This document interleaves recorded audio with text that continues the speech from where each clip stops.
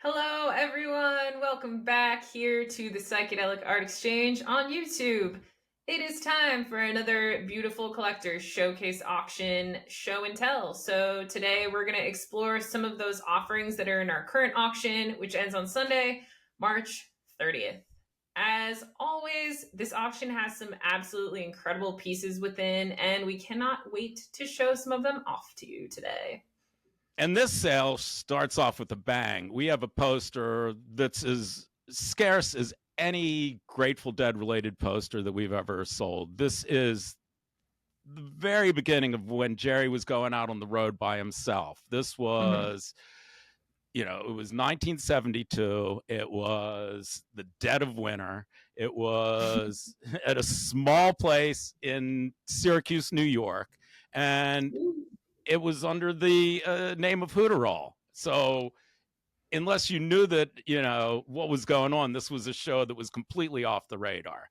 It was Jerry Garcia and Howard Wales playing together. They had put together a side project a year earlier called Hooterall, which is really a great record and used to be really scarce to find on vinyl. I don't know what that's like nowadays, but anyhow, Hooterall, Jerry and Howard Wales and a bunch of other people in Syracuse in the dead of winter. And this is a documented show. You can go online. There's a couple recollections about it, but I mean, this is, I don't know how many could survive, but they probably count on one hand. So, it's a pulpy paper, silkscreen, small run, obscure, but again, in terms of Grateful Dead history, this is about as scarce as you can be for early Jerry. This is one of the most exciting pieces we've had. We sold that New Riders piece, a while ago, and that did amazing. This is that same kind of,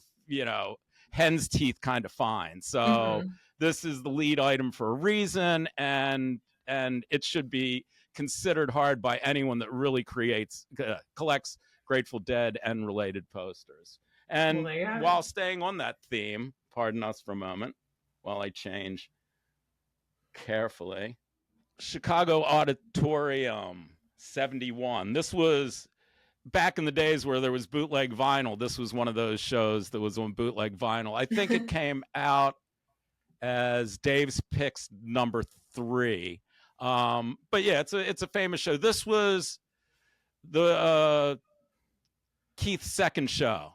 Pigpen was taking a break because he was ill, and Keith was filling in for the very first time. So these are, again, some historic shows. And this poster, this is the cover art for Skull Fuck, Skull and Roses, and it was printed up for different venues. There are blanks that we offer from time to time that come up that are more common, but the ones with the venue information are a lot scarcer. This is a difficult poster to find for a famous show. Yeah, it's rough, but this is really a gem.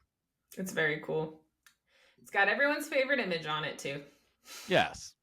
So moving right along, Bob Dylan, 66 tour blank. This is one of my favorite images, Dylan with the cigarette and the harmonica. Oh, yeah.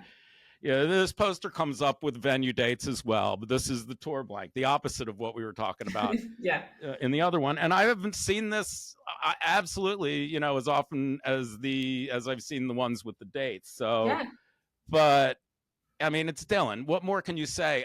Dylan posters don't come up that often, relatively, at least early ones that really matter. And for the most part, they haven't gotten the dollars that you would expect to come from Dylan. I've seen, the Newport poster go for shamefully low money considering its historical relevance. I don't know if did you see the recent biopic that Dylan film?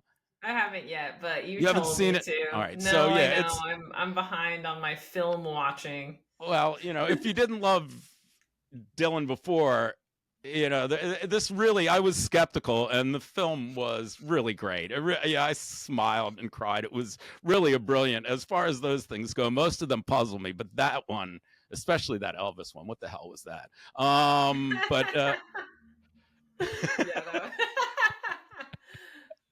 But don't But need to talk about that. yeah, the Dylan film's great. I mean, the Pete Seeger character, the Johnny Cash, it's lovely. So anyhow, this is the time for Dylan posters to take off. It's his time. This kid, Yeah. Dylan. Yeah. Anyhow. You heard it here, folks. And so before we get into the graded pieces, there's one gem piece here that I wanted to share. I mean, talk about a dream show. Hendrix and Pink Floyd. Yeah. Crazy. I mean, at the top of the hierarchy of desirable acts that we sell, Hendrix and Pink Floyd are practically at the top. Yeah. I mean, the poster for this is amazing. If anybody out there ever finds one, please give me a call. It barely exists, but this needed to be pointed out because it's practically pristine. And while you wait for the poster to show up, you ought to own this. Yes, Anyhow. absolutely.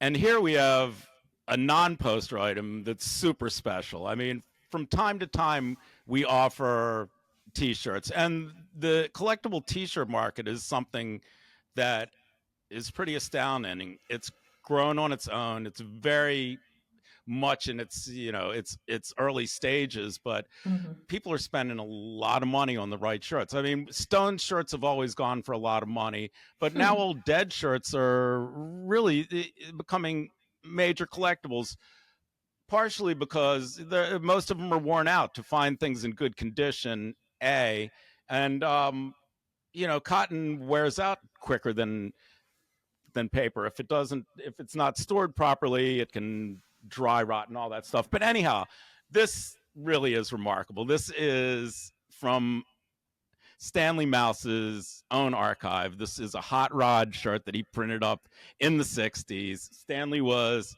into the whole weirdo hot rod art thing before he came to San Francisco and turned on and teamed up with Kelly. Kelly also came from a hot rod background. He was a pinstriper. This was car culture, which was all part of American pop culture. And this was the illustration end, which is best, I guess, remembered by Ed Big Daddy Roth. But if you talk to Mouse, he was right there with Ed Roth in creating these characters originally.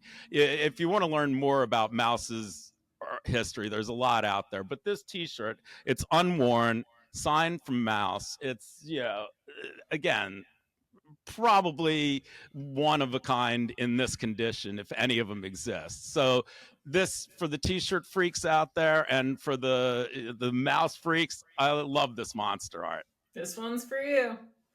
And one of the choice gems on the graded side is this Edwardian Ball poster at a 9.0. And this is one of the favorite early images. This poster always does well. We're always excited when it comes.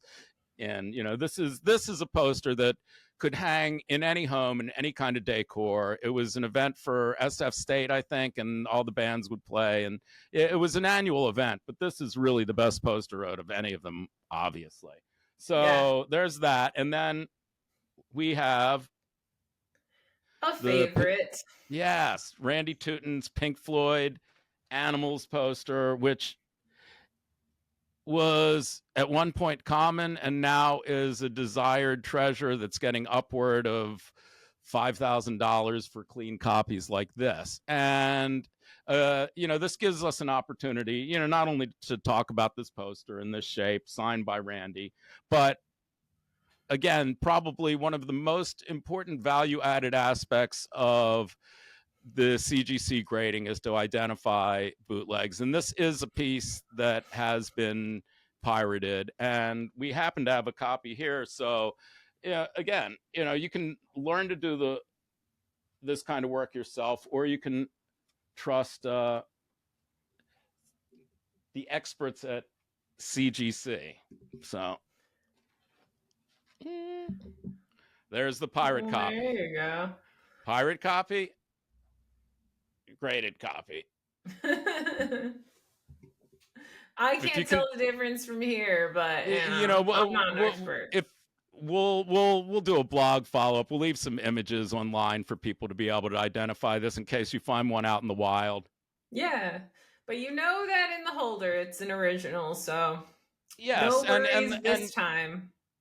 and again, we had the conversation about people, not minding damaged posters, and for them the holder isn't really necessary. But if it's something, that preserving value means something to you, then it's a good move. But again, Yeah, this poster, which was, some people that were able to buy this poster for a couple $100 years ago can't, get with where it sells for now. But that ship has sailed. yeah. So Well, there you have anyhow, it. I mean, so there's the week's roundup. The Hooterall poster, though, really, we'll never see one again. You'll never see one again. Don't wait for this poster to come around again. Yeah, and the clock's ticking. The auction ends again on Sunday, March 30th at 9 o'clock p.m. Eastern Time. All of the links that you could possibly need will be in the description below the video. And as always, we are super grateful that you chose to spend some time with us on the internet today. Thank you so much. We'll be back soon. Cheers.